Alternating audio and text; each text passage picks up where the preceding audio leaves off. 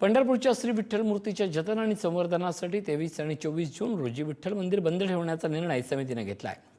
मात्र मूर्तीवर करण्यात येणाऱ्या रासायनिक लेपन प्रक्रियेवरून नवा वाद निर्माण झाला आहे। पुरातत्व विभागाने संवर्धनासाठी रासायनिक प्रक्रिया करण्याची शिफारस केली असता वारकरी संप्रदायाने त्याला तीव्र विरोध दर्शवलाय।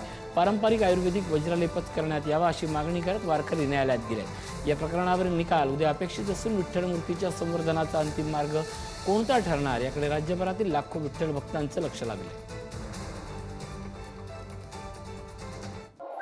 पंढरपूरच्या विठ्ठलाने रुक्मिणी मातेच्या जतन आणि संवर्धनात सध्या काम सुरू आहे। आपण एकंदरीत बघितलं जतन आणि संवर्धनाच्या कामामध्ये वज्रलेप आणि रासायनिक प्रक्रिया 22 आणि 23 तारखेला 22 तारखेपासून सुरू होणार आहे। 23 आणि 24 तारखेला हा रासायनिक लेपन प्रक्रिया केली जाणार आहे। पुरातत्व विभागाच्या मान्यतेनुसार ही रासायनिक प्रक्रिया राबवली जरी जात असली परंतु वारकरी संप्रदायाला याचा पूर्ण हा तीव्र विरोध असल्यामुळे आपण एकंदरीत बघितलं तर शंकराचार्य जे नाशिकचे पीठाधिपती आहेत त्यांनी सुद्धा सांगितलेलं आहे की या देवावर जर रासायनिक प्रक्रिया केली तर मूर्तीला इजा होऊ शकते आणि आपण जर पाहिलं तर याच्यावर आयुर्वेदिक रासायनिक प्रक्रिया करावी असा सुद्धा आता कोर्टात वाद गेलेला आपल्याला पाहायला मिळतोय।